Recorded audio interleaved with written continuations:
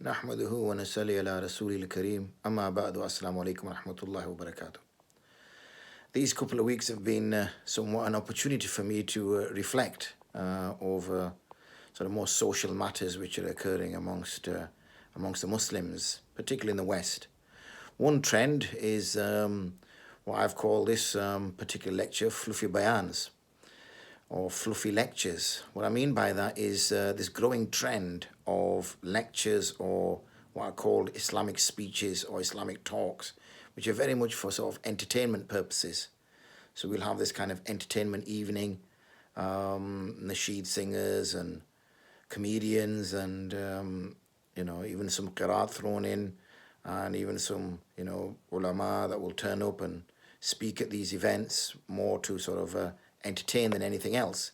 And these gatherings won't have any kind of religious situations taken into consideration. For instance, the clear requirement, particularly of a religious speech, to be done when the two genders aren't freely intermingling.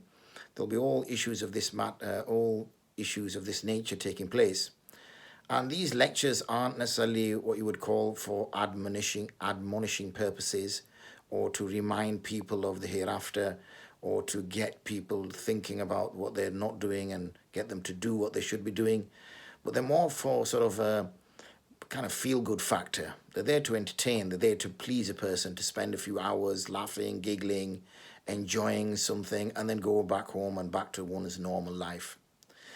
Now, folk might say, well, that's just the norm, that's just the way things are. That's fine, but then people should understand, firstly, that these aren't necessarily there for the purposes of reflection and the purposes of rectifying one's behavior and one's attitude, but really, or to remind oneself of their predicament in this life and what they need to do in order to prepare better for the next life. Then they need to admit that this is just entertainment. But even entertainment has its boundaries, and entertainment has its conditions, has its arrangements, and clearly some of these aren't met. And on this point, these gatherings can last for hours, and we need to, even those who are in the kind of what you would call the speaking circuit, will speak for several hours or at least a few hours, and and we expect people to walk away and have learnt something. This is, the sunnah of the Prophet ﷺ was that these speeches were short and to the point, and they would address a particular matter. You will very rarely find any of his speeches that lasted for hours and hours. But there are some obviously specific cases where they did, where it lasted, a particular incident that springs to mind, which lasted a complete day. But these are very, very rare, and in those you would find that they weren't for entertainment purposes. They were there because it was such a grave and serious matter which required explanation and required in-depth explanation, that time was taken up. So unfortunately, our speeches are going, and they're becoming lengthy, long things, which just there's humor. And don't get me wrong, I'm the first person to throw a joke or two in there in order to keep people engaged, more so to get my message across. And the time scale that you're talking about, several hours or few hours, compared to how long a lecture should be, and a lecture should be, some research has shown in some cases, 8 seconds or more than 10 seconds, you've lost the audience. But if we put those few to one side, then you're talking at least maybe 10 to 15 minutes. And if you look at the way TED has its lectures, I think they last for about 18 minutes. So let's take that round figure, that anything between 15 to 20 minutes, it should be a lecture. They should be no longer than that. Because when you even ask people afterwards, what was it about, they hardly remember. And this is impacting on, we would have what you would consider those ulama that have been through traditional training and what you would consider to be traditional scholars. These, what I called, normally you have after dinner speakers, but the ulama are the before dinner speakers. So whether it comes to a hifz khatam or a Bukhari jalsa of sorts or things of that nature, then these lectures can last for a long, long time.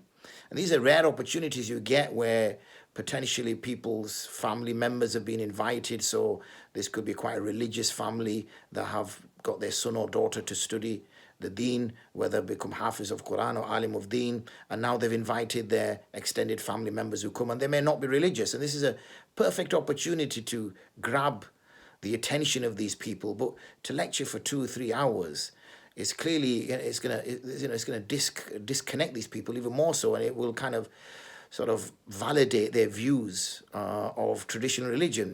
Na'udhu billah min zalik, that is boring. We're getting fed up of this. And we know the Prophet ﷺ made great effort, and his companions, to not bore people, to not get people fed up with deen.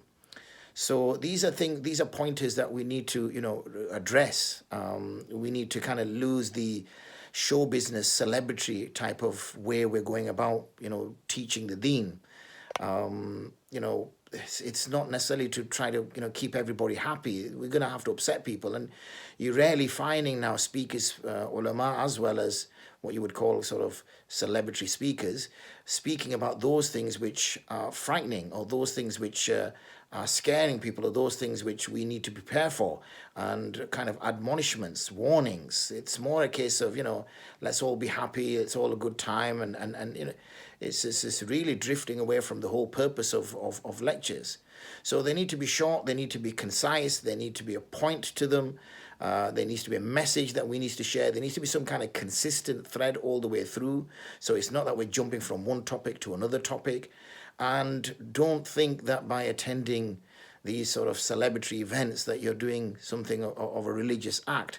We can look at the lesser of the two evils, absolutely we can, and say, well, surely it's better than going to the cinema and doing this, or is it better than going to a pop concert or a rock concert? Surely that's better. Well, when you're going to a rock concert, I guess you know that you're going to a place where you're sinning, possibly. But when you're coming to these sorts of events, maybe you think you're actually getting a reward for it. So, what's worse, a sheep in sheep's clothing or a wolf in sheep's clothing? I know which particular animal I would like to have next to me.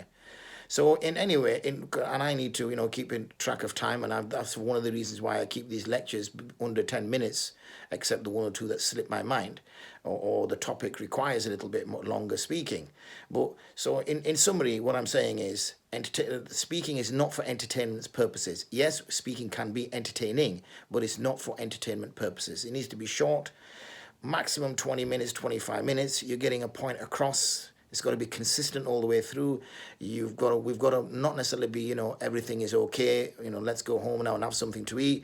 There's got to be a serious element of it. We've got to speak about the serious issues that are affecting us as a community, and also the serious issues that will affect us in the hereafter. Wa akhiru da'wana and alhamdulillahi rabbil alameen. Assalamu alaikum wa rahmatullahi wa barakatuh.